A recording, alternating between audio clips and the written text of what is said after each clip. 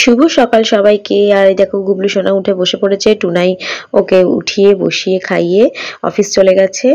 আর আজকে হচ্ছে শিবরাত্রি, তো সকলকে জানাই শিবরাত্রির শুভেচ্ছা। রোদ ঝলমলে একটা দিন আজকে। মা ওদিকে চা করতে চা বসিয়ে দিয়েছে আমাদের সবার জন্য।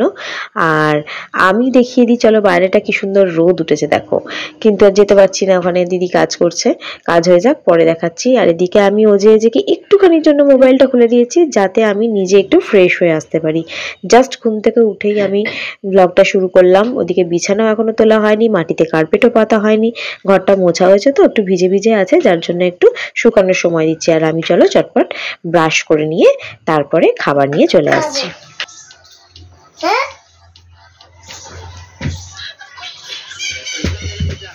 মারলি কেন ভাইকে? তুই মারলি কেন? পড়ে যাবি বাবা। আচ্ছা নাও, ভাইকে আদর করো, বলো ইটস ওকে, বলো তুমি নাও, এই যে বলো ইটস ওকে, নাও আদর করে দাও। এখন বাজে 11টা আর আমার এখনো স্নান হয়নি। এই দেখো নিয়ে মা টুকটাক ওদের জামা কাপড়গুলো কেচে মেল দিচ্ছে, আর ওদের দুজনকে স্নানও করিয়ে দিয়েছে। এই ও যে দেখি কেমন লাগছে তোকে, এদিকে আয়, দেখি কেমন লাগছে। ও বাইরে ঘুরতে পারলে খুব ভালোবাসে, অনেকদিন পরে, ওই জন্য তোমাদের জন্য ব্লগটা নিয়ে আসছি। কি আজকে কে আসবে? বাবা। হেই, কে আসবে বল? কার কথা বললাম? কে আসবে? কে আসবে? তোমার বাবার মা কে হয়? ঠাম্মাই হয়। কে আসবে? ঠাম্মা আসবে। আমার এই যে কেউ দেখো কি সুন্দর লাগছে স্নান করে।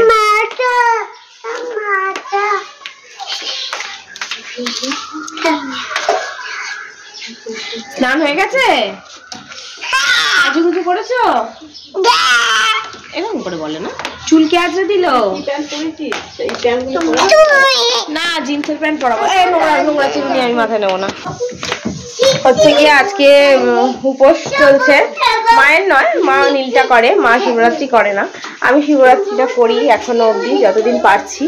তো সন্ধে অবধি পারবো না হয়তো থাকতে, সন্ধ্যের সময় অবধি করবো না, আমি দুপুরবেলাতেই জল ঢেলে দেবো। আর ওদের ঠাকুমাও আসছে, সেও করছে, তো একসাথে যাবো জল ঢালতে। এখন ওদের ভাতটা বসিয়ে দিয়েছি, মা ওদেরকে স্নান করিয়ে দিলে সেই সঙ্গে আলপনা দিয়ে কেটে কুটে গেছে। এই দেখো প্রেসারে ওদের ভাত বসে গেছে, আর এখানে সব কাটাকুটি। এই দেখো এরা কি হুড়োহুড়ি করছে রান্নাঘরে। এই যে আজকে দেখো এই হবে 5 রকম সবজি, নবরত্ন কারি হবে আর লুচি হবে। সাবু খায় সবাই, আমিও আগে সাবুই খেতাম, শুধু আর কিছু খেতাম না রাত্রিটুকুনি। কিন্তু এখন আমি পুজো দিয়ে এসে লুচি খাবো, লুচি তরকারি খাবো। এই কারণে খাবো কারণ এখন সেইভাবে শরীরটা প্রচন্ড উইক, হিমোগ্লোবিন অনেক কম, এখন হিমোগ্লোবিন 7.6 এরকম আমার, তো খুবই উইক হয়ে আছি। এখন যদি বেশি বাড়াবাড়ি করতে চাই তো সমস্যা হয়ে যেতে পারে, বাকি লোকেদের অসুবিধা বাড়ির। তো সেই জন্য একটু শরীরটা ঠিক হয়ে যাক, তারপর আবার যেমন করতাম তেমন ভাবেই আসবো। তো চলো দেখতে থাকো। দেখো তোমার একটা আমার একটা, কে দিয়েছে? কে দিয়েছে? কে দিয়েছে? দেখো সবাইকে দেয়। কে এসেছে রে? কে এসেছে? হ্যাঁ, ওরে আমার সোনা রে, ভাই একটু নিয়ে নিয়েছে তো। কে এসছে? যে কে এসছে?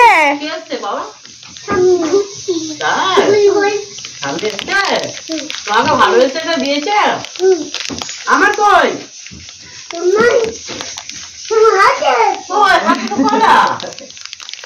যা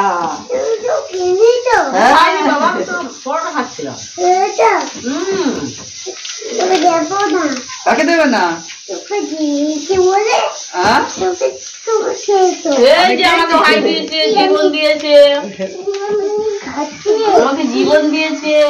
এই ব্যাগটা নিয়ে এসেছে, এই নাইটিটা নিয়ে এসেছে।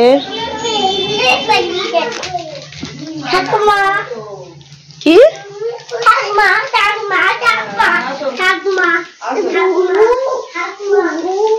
একটা ডাবা একটুখানি ইয়েতে ঢালবি, দুধের সাথে ঢালবি, দুধ গরম ডাবের জুস খাচ্ছে। ডাবের দুধ খাচ্ছি আমরা। তুমি খাচ্ছো আমরা? খাও। Tasty tasty. শিবরাত্রির দিন একটা বড় সড়ো গিফট। আমি জিজ্ঞেস করছি বারবার যে বড় সড়ো কিছু না তো, তুমি বলছো না।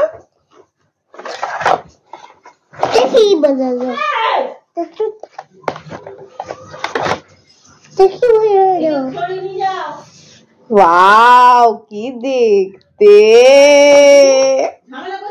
ফোনের কভার।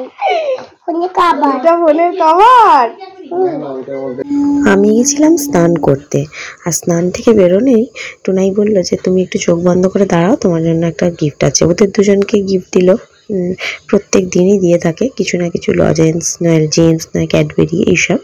তো আমাকে বলল, আমি ভাবতেও পারিনি যে আজকেই ফোনটা এসে যাবে। আমি জানি ফোনটা আমার জন্য কিনবে, কিন্তু সেটা 10 তারিখ নাগাদ। কিন্তু ও যে এত তাড়াতাড়ি নিয়ে চলে আসবে সত্যি কথা বলতে আমি ভাবিও নি। তো আমাকে বললো যে বারান্দায় নিয়ে গিয়ে ব্যাগ থেকে বার করে চোখ যদি খুলেছে তাহলে কিন্তু খুব রেগে যাবো।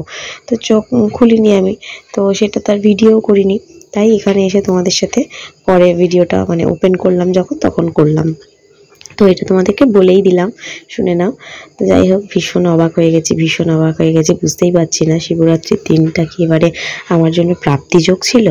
এত কিছু পেলাম, শাশুড়ি মা আসতে না আসতেই ব্যাগ, নাইটি, আবার টুনাই বাড়ি ঢুকতে না ঢুকতেই নতুন মোবাইল ফোন, তার দুদিন আগেই বোন একটা শাড়ি অর্ডার করে পাঠিয়ে দিয়েছে আমার জন্য। বলার কিছুই নেই আর। Oppo Reno 13 এই সেই শাড়ি যেটা বোন আমাকে শিবরাত্রি উপলক্ষে পাঠিয়েছে, আর এটাই ছিল আমার ফার্স্ট প্রাপ্তিযোগ। তো মা এদিকে পুজো করছে আর গুবলুকে স্নান করিয়ে সুন্দর করে সাজিয়ে দিয়েছে, আর অন্যদিকে আমি শাড়িটা পরে নিই। চটপট শাড়িটা পরে নিলে তারপরে মা জল টল ঢেলে নেবে, মায়েরও পুজো হয়ে যাবে, আমিও জল ঢালবো, তারপরে সবাই মিলে যাব মন্দিরে পুজো দিতে। তো যেটা বলছিলাম, এই শাড়িটা হচ্ছে আমার জন্য খুব লাকি, কারণ এইটা পাওয়ার পরই আমি শিবরাত্রি উপলক্ষে এত কিছু গিফট পেলাম। ওম ত্র্যম্বকম যজামহে সুগন্ধিম পুষ্টিবর্ধনম উর্বারুকমিব বন্ধনান মৃত্যুর্মুক্ষীয়মামৃতাৎ।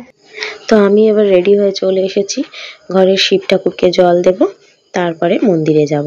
তো আমার তো একটা শিব ঠাকুর না, আমার 3 জন শিব ঠাকুর। তো 3 জনকে গামলার মধ্যে বসিয়ে নিয়েছি বেশ সুন্দর করে, দিয়ে একে একে ফুল বেলপাতা সব দিয়ে আমি নিজের মতো করে করছি, কোনো রকম শেখানো নয়। আর ফলগুলো কোথায় দেবো সেটাই বুঝতে পারছিলাম না, কারণ গামলার মধ্যে দিলে যদি শিব ঠাকুর উল্টে যায় তো ওই দিন আমার একটা খুঁতখুত করবে মনটা, জানো তো, তাই জন্য বুঝতে পারছিলাম না, দেখো হেজিটেট করছিলাম।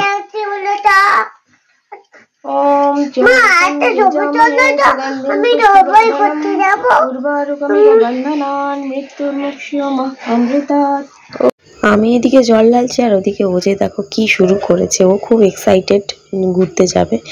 আমরা কেউ ঘুরতে গেলে ওর তো খুব আনন্দ হয়ে যায়, ও ঘুরতে যাবে। তো জানে তো না কোথায় যাব কি করব, যেখানেই যাই ওরা তো দুষ্টুমি করে, ওরা ওদের মতো খেলে, ওদের খুব মজাই হয়। তো সেটাই ও বক বক করে যাচ্ছে। এই দেখো সেই সময় আমি কি বলবো, বুঝতেই পারছি না কোথায় রাখবো ফলটা। গামলার ভেতরে রাখলেই তো শিব ঠাকুর যদি উল্টে যায় তাহলেই সর্বনাশ আমার, কি বলবো। তো যাই হোক, আমি রাখিনি, অবশেষে নিচেই রাখলাম।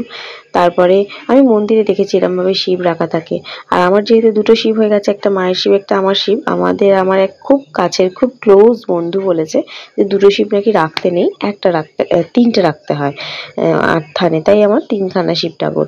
অটোমেটিক্যালি 3টে শিবই আমার হয়ে গেছে, আমি কিন্তু আলাদা করে কিছু কিনিনি। আর একটা শিবও আমার বাবা নিয়ে চলে এসেছে হঠাৎ করে, তো 3 জন হয়ে গেছে। আর যতক্ষণ আমি পুজো করলাম ততক্ষণ ও যে আমাকে এরকম পাশে থেকে বিরক্ত করেই গেল।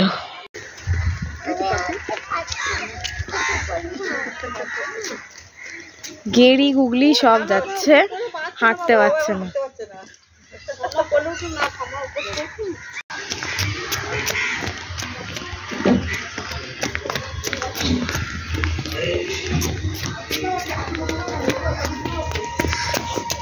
হাঁটি হাঁটি পাপা করে আমরা চলে এসেছি মন্দিরে। আর দেখো মন্দির কিন্তু ফাঁকাই রয়েছে, যেটাই চিন্তা করছিলাম যে হয়তো ভিড় থাকবে, লাইন পড়বে। যেমন বিপত্তারিণী পুজোর সময় মন্দিরে প্রচন্ড লাইন পড়ে, প্রচন্ড মানে অনেক দূর অব্দি লাইন চলে যায়। তো সেই ক্ষেত্রে শিবরাত্রিতে দেখলাম ম্যাক্সিমাম লোকই হয়তো সন্ধ্যেবেলা জল ঢালবে, ওই জন্য দেখলাম মন্দির বেশ ফাঁকাই আছে। তো আমি আর ওদের ঠাকমা দেখলাম একদিকে বসে পড়েছি, কারণ একটাই ঘটি নিয়ে গেছিলাম আমরা জল ঢালবো বলে, দুটো আর নিইনি, কারণ দুটো বাচ্চাকে দুজন ধরেছিল, মা একজন উনি একজন কে। তো বাচ্চা দুটোকে নিয়ে মা সেই সময় ছিল, আর আমরা দুজনে পুজো দিয়ে নিচ্ছিলাম। মা তো বললো চা বিস্কুট খেয়ে ফেলেছিল, যার জন্য মা আর জল ঢালেনি। কিন্তু যেহেতু কালী ঠাকুরের মন্দিরে গেছে, কালী ঠাকুরের একটু অঞ্জলি মাকে বললাম দিয়ে নিতে। মা বললো হ্যাঁ চান টান করে তো দেওয়াই যায়, কোনো অসুবিধা নেই। তো ঠাকুরমশাই বললেন, আমিও দিলাম। তো আমাদের এই শিবের পুজো কমপ্লিট করে আমি একটু কালী ঠাকুরের পুজোর মানে কালী পুজোর অঞ্জলি দিলাম। বেশ ভালো লাগলো। টাউনশিপের মধ্যে মন্দিরটাতে রোজ রোজ যাওয়া হয় না ঠিকই, কিন্তু গেলে বেশ মনটা ভালো লাগে। তো যথারীতি এই যে দেখো আমাদের দুজনের মাঝখানে বসে কি সুন্দর পুজো করতে দিল আর কি, একটু ডিস্টার্ব করেনি, ও মজা পাচ্ছিল। ওকেও বললাম একটু শিবের মাথায় ফুল দিতে, চান টান করেই গেছিল, খাওয়াও হয়নি এখনো। তাই এ দেখো না দুজনে তারপরে খেলা শুরু করে দিয়েছে। একটা টুল পেয়েছে, টুল নিয়ে আমার তো কি ভয় লাগছিল যে পড়ে না যায় আবার। এরপরে মা অঞ্জলিটা দিয়ে নিলেই আমাদের এবার বাড়ি যাব। তাড়াতাড়ি করে যেতে হবে, কারণ ওদেরকে আবার খাওয়াতে হবে। আমরা এসছি প্রায় 1:45 নাগাদ, যেতে যেতে আমাদের 2:30টাই বেজে যাবে। একটু দেরি হয়ে গেল অন্য দিনের তুলনায় আজকে খেতে, ওদের কিছু করার নেই, পুজো আচ্ছা দিনে একটু আধটু হয়। তারপরে আমরা বাড়িতে লুচি ভাজবো, তারপরে খাওয়া দাওয়ার কথা ভাবা যাবে।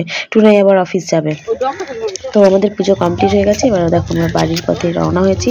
আর এখানে সবুজ প্রকৃতিটাকে একটু না দেখিয়ে পারলাম না, এত ভালো লাগছিল দেখতে যে কি বলবো।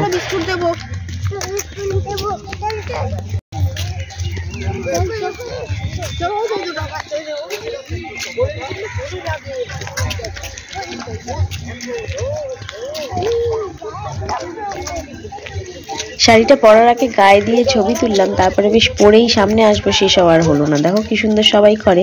তো যাই হোক, কেমন লাগছে জানিও শাড়িটা পরে।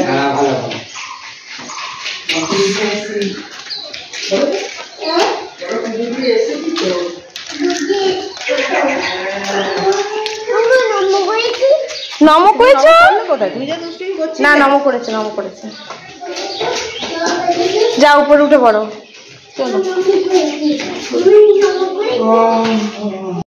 মা ময়দাটা মেখেই রেখে গেছিল, আর শাশুড়ি আর আমি মিলে চটপট করে লুচিটা ভাজতে শুরু করে দিলাম, কারণ টুনাই খেয়ে বেরোবে।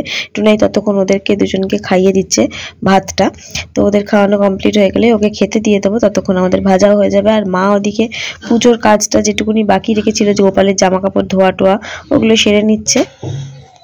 মোবাইল চার্জ কমপ্লিট হয়ে গেছে। হ্যাঁ, মোবাইলটা এবার বলবো তো, সিম টিম খুলে না। কিরে খাওয়া হয়েছে?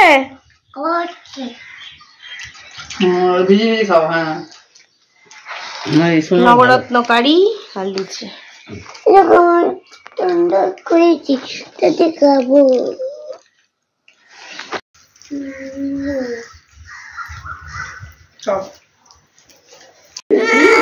ঘুম থেকে উঠে কান্না জুড়েছে, যেই ভিডিও অন করেছি সরে গেছে। কেন কান্না জুড়েছ? কেন কাকে লাগবে বলো?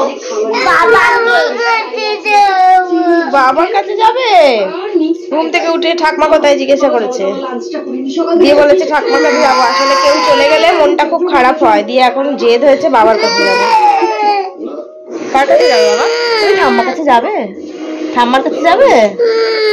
আচ্ছা চলো নিয়ে যাই, চলো ঠাম্মার কাছে। কেন ঠাম্মার কাছে যাও? বাবা তো আসবে একটু পরে কাজ থেকে।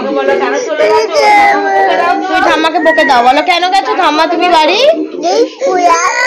বকে দাও, বকে দাও, বকে দাও। তুই যাবি ঠাম্মার কাছে? যা। আবার কি? সারাদিন আমি নিজেকে কম দেখিয়েছি, বাকি সবকিছু বেশি দেখিয়েছি। তো এখন একটু সামনে এলাম। এদের সমস্ত খাওয়া দাওয়া কমপ্লিট হয়ে গেছে, আমরাও লুচি খেয়ে নিয়েছি, আর সমস্ত কিছু নিয়ে এলাম না। যা মাথা ধরেছিল আমার, কি বলবো, প্রচন্ড মাথা ধরেছিল। তো এদের এখন ড্রেস চেঞ্জ হচ্ছে, নাইট ড্রেস পরে নিয়েছে। মুখে দিচ্ছিস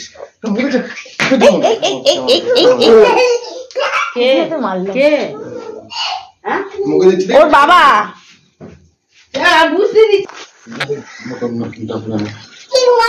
চলো আজকে আর বাড়াচ্ছি না, আমাদের গুগলিও শুয়ে পড়েছে।